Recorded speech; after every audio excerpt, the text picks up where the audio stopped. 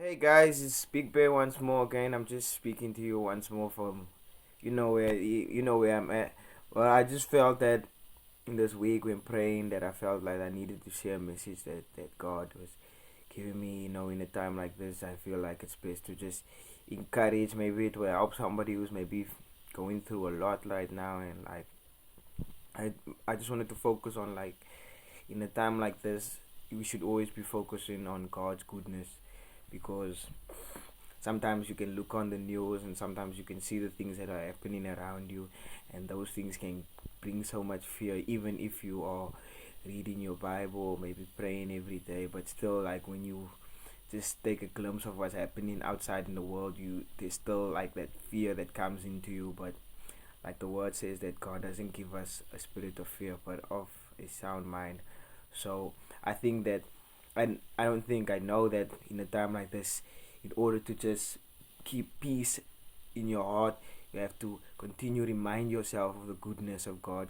Continue remind yourself that God is a good father and that he cares for you and that he cares for the world. Because I was even listening to a song where it was say the words were, God did a lot of good things before COVID-19, and God is still doing a lot of good things even now what we're facing. So I can even testify to that, because me helping my church with the feeding scheme, we can see that God is still protecting those that are less fortunate, those that don't have money, and through the church that are, and there are many churches that are doing it right now, feeding and providing to those families. Because I see many families that you can actually just see that this might have been something that helped them in this time, like this meal really made a difference, because we don't know people's circumstances. Many people are like jobless and don't have food, and so it's a problem. So that would be like something that I could even know, like say right now, that I'm noticing even in a time like this, that God is still good